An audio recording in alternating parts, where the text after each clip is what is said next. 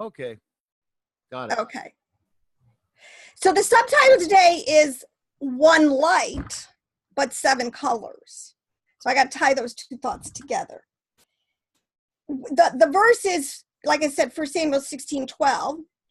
So he sent and brought him in. This is the whole context of when the prophet is anointing David as the future king. Very common story that we all, I'm sure, are pretty up to speed on. Samuel the prophet told Jesse to bring in the youngest son, because none of the other sons were quite the one that the Ruach was saying, this is the next king. So when they brought him in, he was seen to be Ruddy with beautiful eyes and a handsome appearance. And the Lord and Adonai said, "Arise, anoint him, for this is he." Now, I wanted to zero in on the word Ruddy, but the thing is, I just want to make in the second usage of this here, it's 1 Samuel 17:42, because I need to make it's actually used 3 times, and I just need to give the context for the 3. When David goes again to fight the giant, the Philistine, and the Philistine is all upset because when he sees David coming at him, he's like, "What are you doing? You're sending me a youth who is Ruddy and handsome in appearance?" And the last usage of this one word is with Esau. This is where we kind of get set up a little dialectic going on here.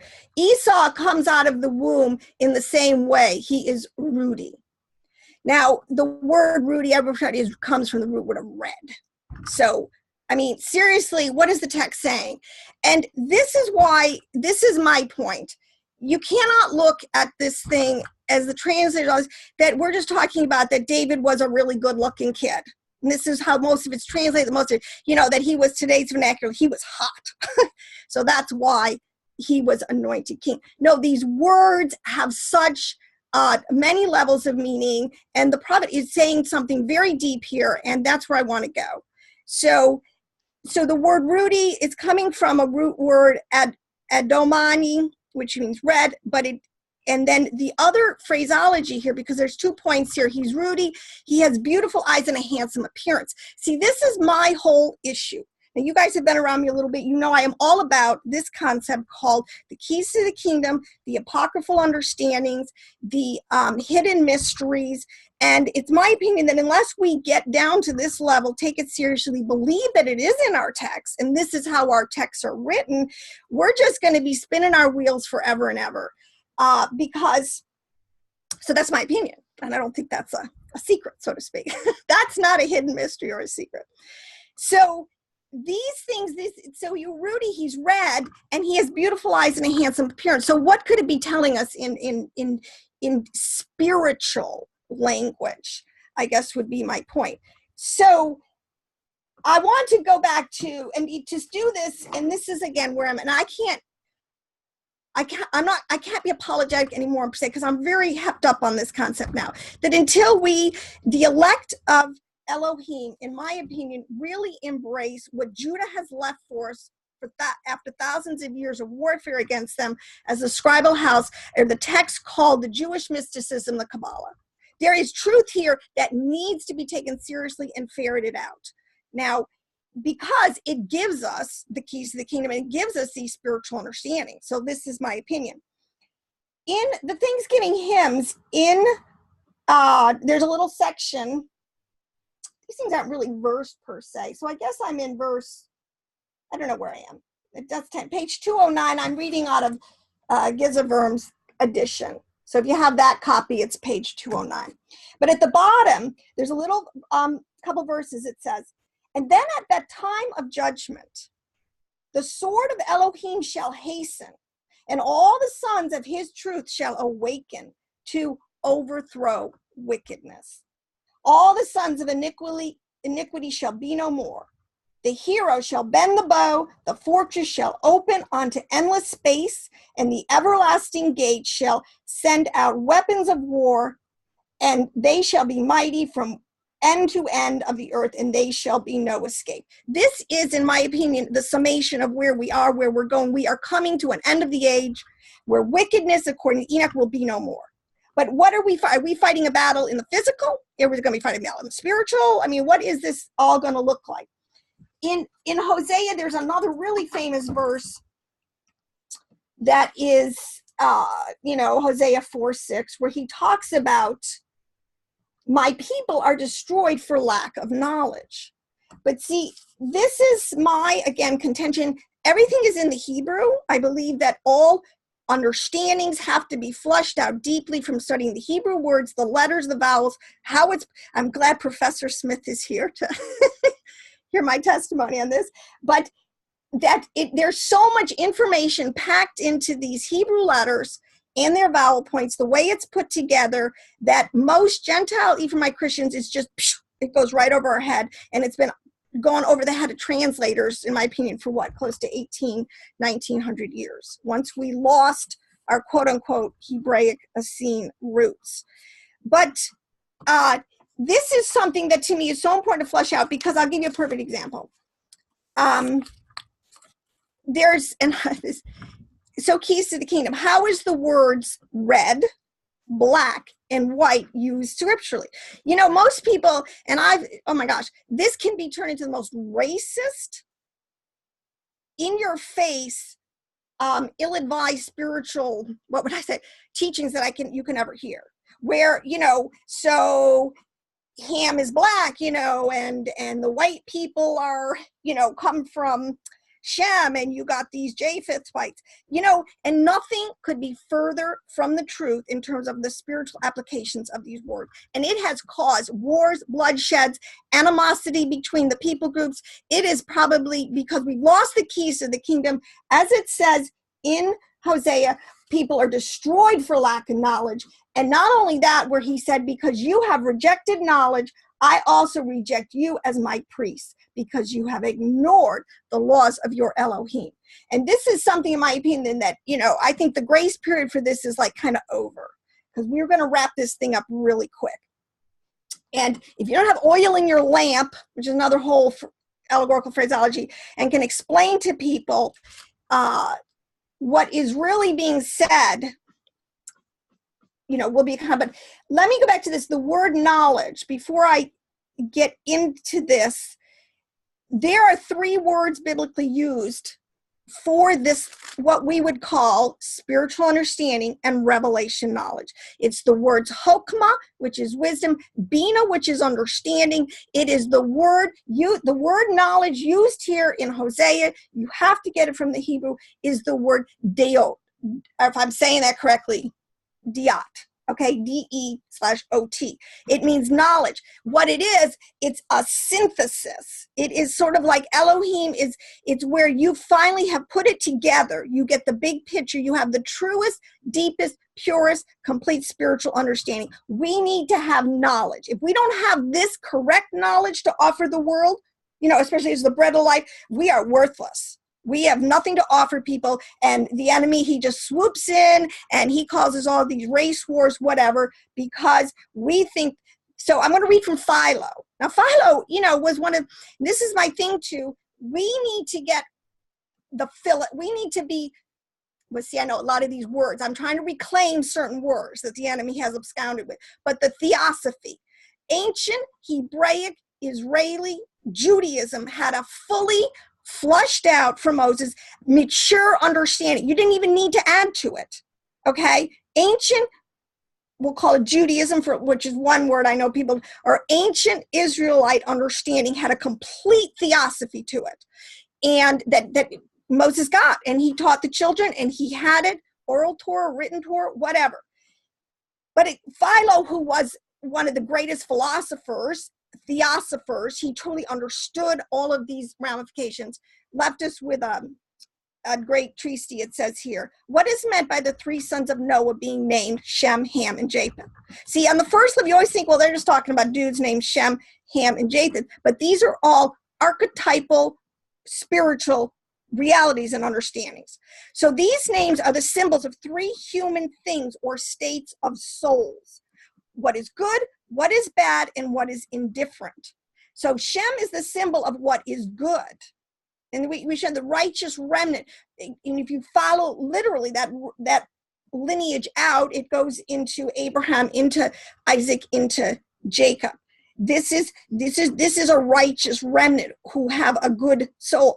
Ham is what is bad. Ham is, because what I'm going to get into and show you the deepness of how these mysteries are couched into the language, because a lot of this, and my whole point with this is mature. We are a group of mature priests at the end of the age. If we can't handle this meat of the word like this, then we really are worthless. I mean, seriously, at this point, with everything we've read and understood, trying to put it together.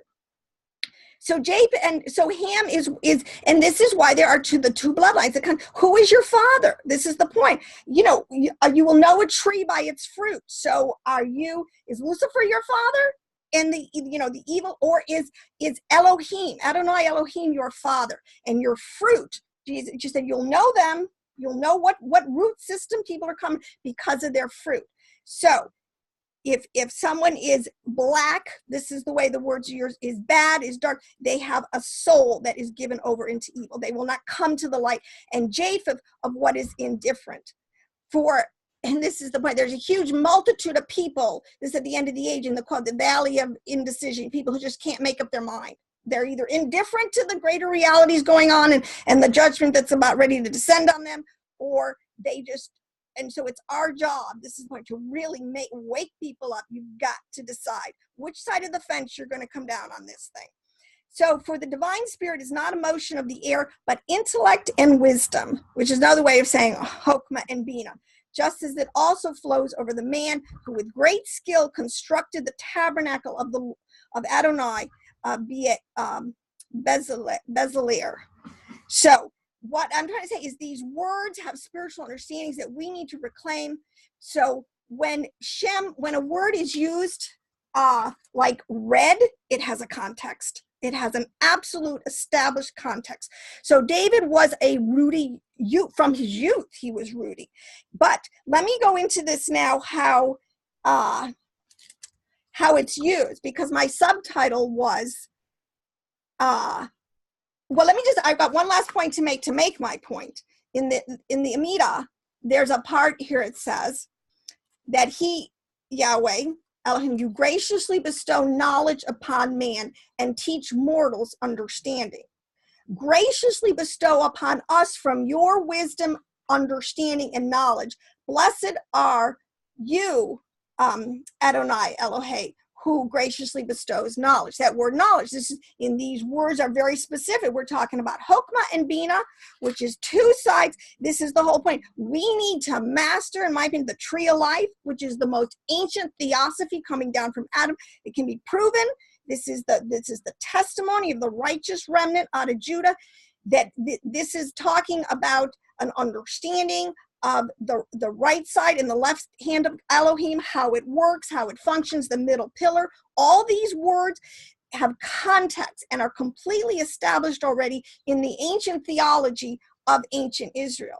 So wisdom is Chokmah, and understanding is Binah, and knowledge. We need to get, so the Amidah, which they say comes from Ezra, Nehemiah, that whole period where they were trying to lock down, basically, because I think prophetically they could see the future and it didn't really look pretty. They were trying to lock down some of this ancient theology. But so this concept of my subtitle of one light, just think about that for a second, because I think there's one light, Elohim, let there be light, but there are 7 colors. Now, actually, okay, this is the way it always works. There's a million colors. I'm an artist, and I just love color because there's so many nuances in it. It's a beautiful thing that Elohim created, but it's color, but it's still light. So there is one light, but it has, and this is where you get into the nothing classifies things as well, as linearly, as organized as Hebrew. Hebrew is the supreme system for classification. You can take the most complex, and this is the whole point of this, from simplicity, which does not mean low level understanding. I mean, it's counterintuitive. Simplicity means the most purest essence into the most complex structure or physicality of like our physical world.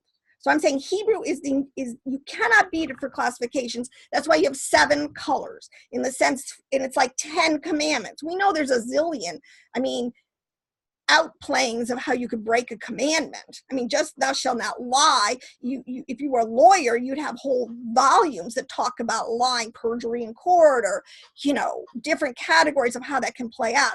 So the way they classify was 7 colors. This absolutely relates to the 7 Sepharith of that is the theology of ancient Israel, and how these interactions, see, combinations, it's all about combinations. So, you know, you start with 3 primaries, you know, red, yellow, and blue, and you can make just about everything. You make every color out there. And so this is, again, once you can establish an archetypal concept, it's like a stamp. You can just put it all the way down on every single truth. So when David is Rudy and he is handsome and beautiful, this is really referring to, and I would say it's for Jackson, see, this is what they're doing. Because like the part where Noah, I know in a lot of the apocryphal works, they'll talk about some of these great saints that come on the scene. And it's fantastical. You know, Noah glows, his eyes are doing this, and he's like, well, no baby looks like that, because they're not telling you, and they're not trying to describe the literal baby that's, you know, wrapped in its mother's womb. They're trying to tell you the soul of this thing that just came on the scene. Yeshua in the what do they call that? The transfiguration. I mean, he's contained in this physical body to fulfill his mission, but he is absolutely, and if you study the Sepharith of Elohim is just all over him in his true spiritual nature. So red is a color that is associated with the left side of the left hand of Elohim, which is, you know, I can't get too deep on all this, but he is a consuming fire. Part of our Elohim is, yes, Professor Smith, it is way beyond. We are not talking. See, this is where we have to get beyond the literal understandings, the fundamentalists, and that's where Satan loves to keep us as fundamentalists, into the deeper spiritual realities that the language as symbols is telling us. So when Elohim is described as a consuming fire, which he is, this is one of his personas. All right, all over the text. He burns up the chaff. Fire is always associated on the left side with judgment and justice. Elohim, but on the flip side, you have the mercy of Elohim, the Ehad. You know, he is loving kindness and he is tender mercy. So what I want to tell you in this, what the prophet's telling you about David being a Rudy youth with I have the 3 words. He has beautiful eyes and is pleasant to look at. One time is physical. He is an absolutely perfect combination, synthesis in his soul, a highly evolved, in this is what Elohim knows looking down the road. I mean, he sees our end from our beginning, so nothing is hidden from his sight. He is seeing David. He's telling Jesse, or he's telling Samuel, this is the guy. This guy he's got my consuming fire in him, boom, but he's also full of my loving kindness and my goodness. And this is really important to understand, because I believe, you know, the whole point of the 2 comings of Messiah is all about, you know, Messiah ben Joseph. We live in these 2 days where Messiah ben Joseph has promised scripturally, he's going after the nations, all those that want to come out of the nations, but it's going to turn on a dime. And like I read out of the Dead Sea Scrolls, and when he comes back as a consuming fire, believe me, you don't want to come under just that consuming fire. Right now we can get into the, you know, the goodness of Elohim, his loving kindness. But when you study out, and this is why I love reading the extra biblical works, because, you know, the Bible that we bring, I don't care whether you're talking to King James or a Tanakh, you're still bringing the cliff notes to your meeting. Back at the ranch, there's a whole library of texts that are backing up what is in our cliff note, so to speak, Bible. So, I mean, you read stories like in the Agada, of the Jews, or in the Mishnah, and a lot of the, like the book of Jasher, a lot of the writings, they will give you so much more information about David than we would ever get out of our just Bible text. But he was known also, I mean, he wrote over 3,000 Psalms, right? And his Psalms are highly apocryphal. Well, you don't just get to write 3,000 Psalms, because we know now from the Dead Sea Scrolls that he wrote many more Psalms than are in our text. Highly apocryphal. He obviously was a master Torah scholar. He knew the keys. He was able to enter into, this would be called the supernal realms. His mind was so filled with the Chokmah and the Bina of Elohim, and with knowledge, he was able to project out unbelievably beautiful, highly coded Psalms that are full of prophecy, that are full of apocryphal understandings, and yes, have literal applications and have comfort in them enough that a child can understand. But we're not children.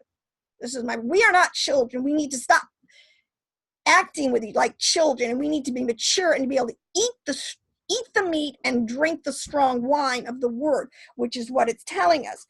But these words, the three words that are tied in with David being, handsome and having, good looking eyes, it just cracks me up, is the concept of he was beautiful. So the word eyes is in there. It's the word ayin. And then good and pleasant. So twice you have a reiteration of the word beautiful, good, pleasant, agreeable. And in eyes, which we know sight, we're talking spiritual sight. David was full of the goodness and the mercy of Elohim in a highly spiritual way. He was fully versed in this aspect of Yahweh. And a lot of the verses come out of this, like, saw their light was good. In the very beginning, when he made the light, when Elohim made the light, he said it was good, pleasant. And when you're talking about the light that was made in creation, we are so far away from physical light or the sun. We are light years. We are in different realms of quote unquote inner space, the kingdom of heaven that is within. You'll never see this. This light is so pure in essence. The only way we can receive it is through illumination in our mind, through revelation, knowledge, and spiritual understanding. The other one is beautiful and pleasant and goodly. How pleasant are his dwelling places. And then his eyes, when you eat in the kinds of knowledge of good and evil, a mature saint should be able to discern, and knowledge uses discernment, good and evil. So all these words are packed up into the fact that here is David, this Rudy, this red, not like he red, and then the other side would be his loving kindness, which, and see, this is what they do. They code these words and it gets crazy. But fire is akin to justice and judgment. And mercy is akin to his loving kindness, which is akin to water. So you have fire and water are another whole world of phraseology and apocryphal understanding that they use to describe this. The living water. So you have a contrast here between either you can receive the living waters, you can be cleansed and washed with the word, and you can come under, and the goodness of Elohim leads to repentance. You can do it that way. If you don't, boom, he's going to have to use his left side, justice and judgment, the consuming fire. These are the fiery angels. Either way, and the world is coming into a place that's going to be burned up by fire, because basically the gig is up. The end of the age is here, and that's what it's talking about. And it's not talking anything about a physical fire per se. It's talking about the light of Elohim is going to be so bright that you're either going to be able to stand in it and you have it, you are it, or it's going to burn you up. So this is what is a really important contrast, and David is a perfect example. He's a Torah-keeping scholar. Also, I was going back to say, I love reading this book called The Legends of the Jews, because they're not legends. See how come this ancient world that they try to portray that is some kind of I'm going to get to that, Lee. That's the next place. You get so much information. David was such a Torah scholar, but he was a man of war. See, this is what really struck me about this. And this is where Yeshua comes back. He's a man of war, all right? And this is so important to understand. David, the reason he didn't build the temple, is because he had a calling. He was called, and as akin to Joshua, was a man of war. There's a lesson. Elohim has righteous warriors who he sends out to consume the wicked. And David is a perfect example. That's why he was Ruddy, because Elohim was going to use him to finally subdue and crush, get rid of all of the last traces. Well, it's a big story, but a lot of the last Nephilim, from the giants on down to some of the bad bloodlines that were dogging the people of Israel and helping them to set up their kingdom. David was Ruddy. He was from the side of justice and judgment, and Elohim used him mightily in that. And Elohim is going to use the second Yeshua as a consuming fire when he comes back in the same way. And that, grace is gone. It's so anyways, this is something you understand about David, and understand about, like, when you read about some of these stories, some of the unbelievable exploits. Joab, who I believe was his nephew. I mean, if you've ever read in some of these, like I said, the Agada is not necessary. It's not made up. I guess what it is, at the end of the age, we're so watered down, everything. So much of Satan keeps so much of his spiritual, he tries to keep so much of his workings behind the scenes so that we won't catch him, so to speak.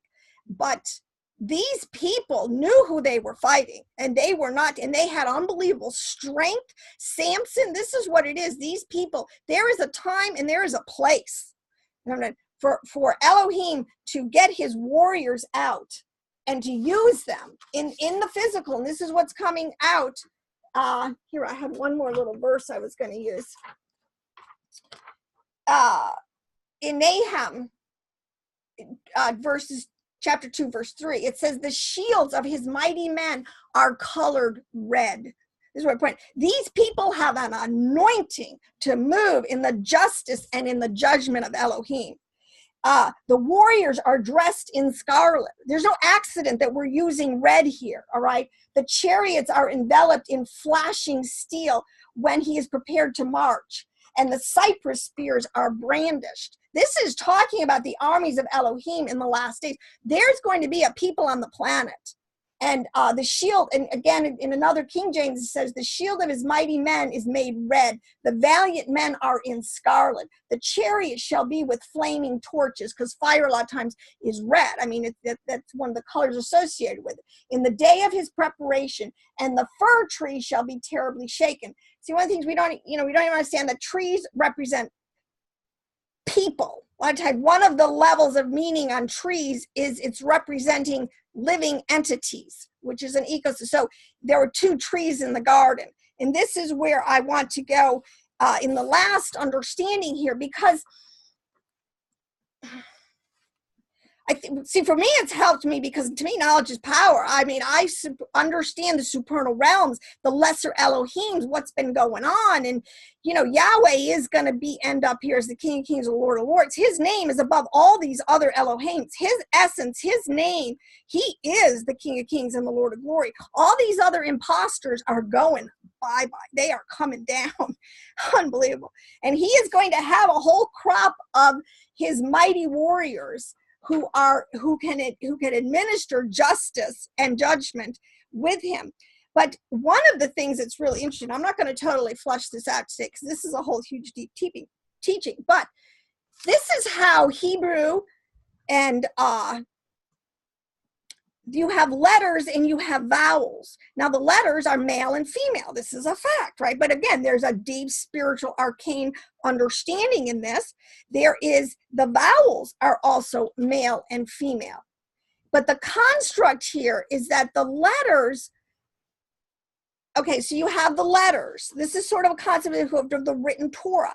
But the vowel points act like the body is to the spirit. Now, let me explain this, and let me explain it, and then I'm going to show you in the text why this is so important to have this understanding.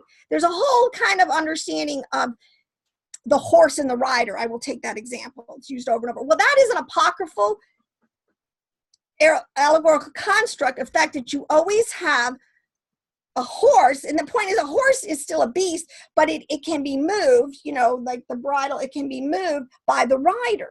So this is the point. Like our bodies are like the horse, okay, the physical container of it, but it is our spirit, our soul that moves the body and causes it to do what it's doing. You never see the body just, you know, getting up and doing something on its own. No, the mind has to tell the body what to do. And that's why the whole concept of we got to have our mind elevated. We've got to be telling our body what to do from the higher realm. Otherwise, you know, we're carnal, we're toes, we're fleshly, we're all those, okay? But the horse and but the sun and the lot of these analogies work out the same with the sun and the moon. You have, you know, the upper and the lower, you with the ratio of the mother and daughter. Okay, but we'll stick with the horse and the rider. But the vowel points are what give those letters, are what fill the letters with their spiritual meaning. Oh, that makes sense. So it is the vowel points. And this is why, you know, and this is the thing that these priests, I mean, they were doing on, I mean, it's amazing to me, even, I know the Masoretic text is full of some errors, but to me, as a system of transmission, you still can't beat it on the planet. There is no other world system or group that has a verifiable transmission system generation than Hebrew. I mean, you know, from the Dead Sea Scrolls, if they could find Isaiah, a copy, and I think there's at least, I think over 2,300 years between the two that we have, and they're almost exactly the same. And nobody else has that track record. And I know the Masoretic text even has some, but it's still a heck of a lot better than anything that we have. It's unbelievable. So when you get into this, if you were to do a study on the word, which is what really got me going, I'm like, oh my gosh, I never saw this, Father. You're taking me down a rabbit trail. I can't. If you were to take the word red, Strong's 132, which is the word admoni, which is the word we get Ruddy, which is used in 3 places, because now we bring Esau. I'm going to end. I hope I'm not going too long. I'm going to make my last couple points. Esau is also red. Well, what does that mean? Okay. And this is the point. If you were to take the first, and then they'll say the root word for this is, which is 119, which is Adon, A-D-O-N. Let me go this way. From Strong's 119 up until 124, all of those words, which you get Adon, A-D-O-N, you get 120, you get Adam, A-D-A-M. 121, you get Adam as the proper name. 122, you get A-D-O-M, you get the word red, which is the root word for Rudy. From 123, you get Edom, which is the root word for Adam, A-D-O-M. And then at 124, you get the word Odem, which is ruby, which is again red, which you get, you know, that they translated to for the red stone, a garnet or a ruby or a sardis. My point is, all of these words, they're all the same letters. It's Aleph, Daled, and Shemek. And they all in the grammatic come up to 45. The only thing that's different is the vowel points. It's only in the vowel points that you can make these distinctions between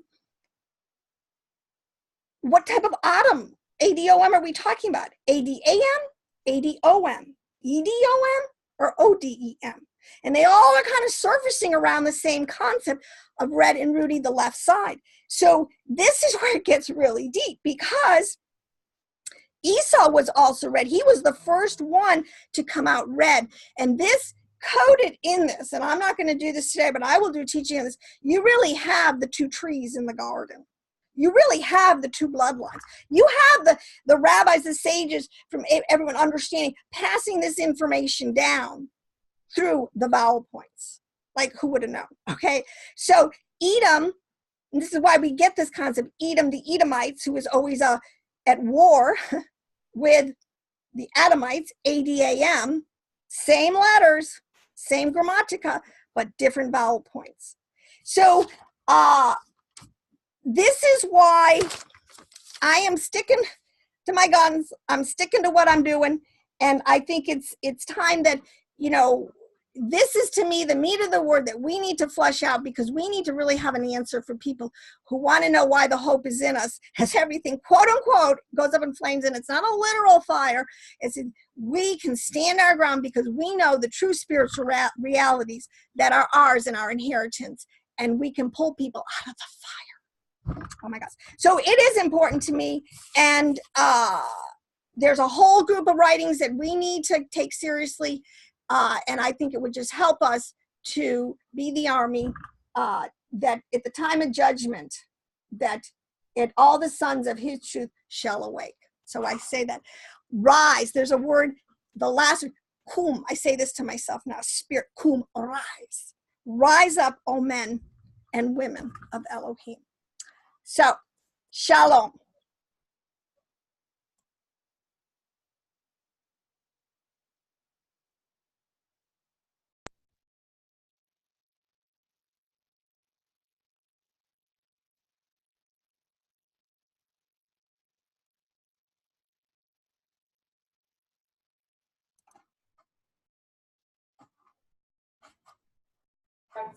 How about now? Yes. Okay, very good. Hazen. When the ark rested, Moshe said, "Return, O Yahweh, to the 10,000 thousands of Israel." We pray together. Avenu Shobashamayim Yekadash Shemcha Veyitbarek Malchutcha Retzoncha Yehiyeh Asui Bashamayim Ubarek Vetitain Lachmenu Tiraet Dit Umechal Lanu Chetotenu Kaasher Anachnu Mochalim Lachotim Lanu Veal Tevi'ino Ledai Nis Sayom Veshomrenu Mikol Ra Yamen. Our Father in the sky, may your name be sanctified. May your reign be blessed. Your will be done in sky and land.